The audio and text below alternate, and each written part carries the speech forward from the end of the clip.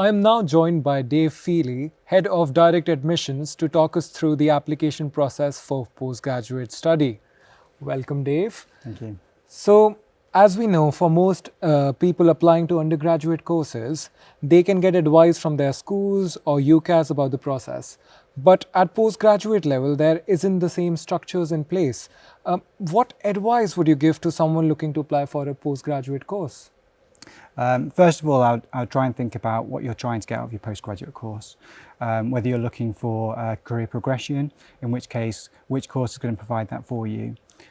Some people are studying postgraduate courses mainly for interest based, in which case take a look at the modules that you'll be sitting inside the course as well. There's lots of courses that have very similar titles, but the content is very different. So it's worth taking a look at the modules and making sure that course you'll be studying what you want to study. It's worth going onto websites to look at the entry criteria. So many of our courses will have an overall grade, it's an entry criteria, but there'll also be courses that have module specifics or subject specifics that you need to be studying in your current course. So it's worth going on to make sure that the course you're taking will prepare you correctly for the master's course that you want to study. But it's worth noting that with the entry criteria, you don't need to have met all the criteria before you've applied. The majority of our students will be applying to as well, still studying on their previous course, and we'll be able to make them a decision based on their progress to that point on their undergraduate level course. So once an application has been submitted, what happens next? Okay, so our team will pick that up and we'll start processing that based on the information that you've provided on your application form. You will have created a My Nottingham Hub account as part of your application process. And through that, you'll be able to go back there whenever you want to and check the progression of your application. The team themselves are very experienced and they receive applications from qualifications all over the world. So the chances are they will have seen your qualifications before and understand them. But it's worth always checking your inbox and your spam box just in case we do have any questions, because if we do, that's how we'll choose to contact you. If you think that you might have missed a communication from us, if you've not heard from us, then you can go back on to check your My Nottingham accounts, and here we'll have uploaded any communication that we've tried to send you, so you can go on there and just to check. Once we've received all the information that's necessary for us, hopefully we'll be able to supply you with a conditional offer. And if we do that, we'll email that across to you, and that will contain all the information you need to know about what you need to do to meet those conditions. And also, if you're applying for one of our business school courses, it'll give you details about how you pay your deposit and the deadlines for you to do so. And for students applying from a different country, is there anything else that they also need to think about? Yeah, so students applying from different countries, you can either choose to apply independently, or many of them choose to apply using an agent. It's completely personal preference, and it's up to your own circumstances. When you're applying from overseas, you might want to look at what funding is available, and you'll be able to look at this by going onto our website, where we'll list all our different scholarships that are available to you. But we won't just list our own as well. You can go on there and check external scholarships that are available. And there'll also be some search tools as well, so you can independently go away and research what might be the best option for you. There's a few other things that you need to consider. Some courses require ATAS for international students.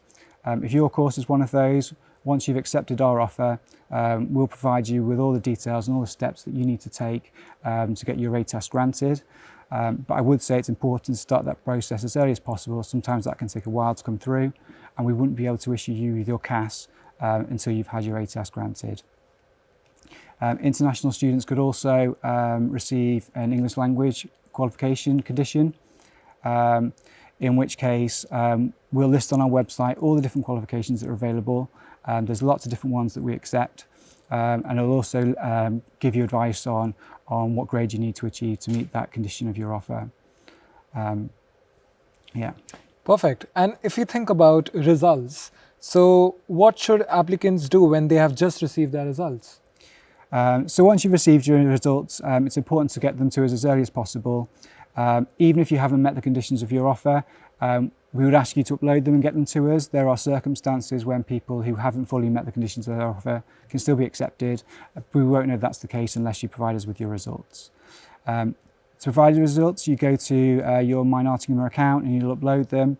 We'll ask you to provide a good quality scan, or if it's not in its original form, we would ask for a colour certified copy, and that's translated into English if not in its original form.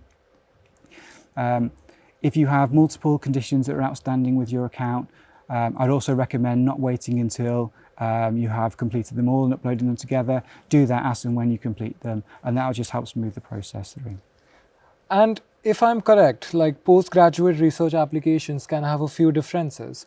Could you tell us more about those?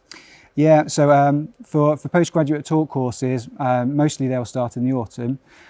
With research courses, you'll find that quite a few of them will have start dates throughout the year. If you're in a position where you might want to start earlier or later, then have a look at the course start dates and see what's available for you to apply to. One of the biggest differences with research courses is the research proposal or the research topic, and finding a supervisor that matches that research before you put through an application. If you go on our website, you can find all our different academics, research topics and research areas, and you can find out which one that matches you. And lots of our applicants will choose to contact them or email them in advance to talk through whether they have capacity to take on extra researchers or to talk through their proposal before they submit their application. If you know what funding that you're going to have at that point, it's also a good idea to include that, because researchers do have a small capacity, so any extra information that you can give them is beneficial to that process.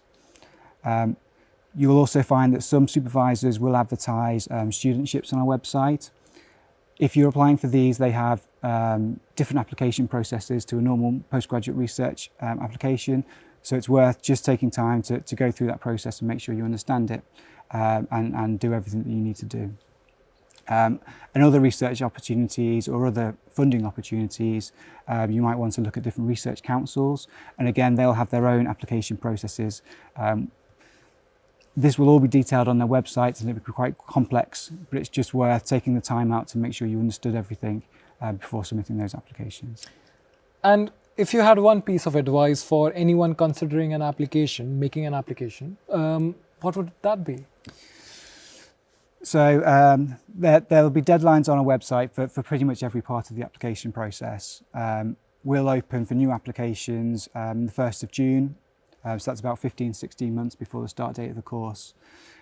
But my biggest piece of advice was to do everything as early as you possibly can. So although there will be deadlines, things like courses will close before the deadlines if they become full. Some processes like ATAS or applying for visas can take longer than you expect. So if you're in a position to start part of the process, don't delay. Try and avoid any disappointment that you might have by something closing or by something not coming through in time. Thank you so much for this informative session, Dave.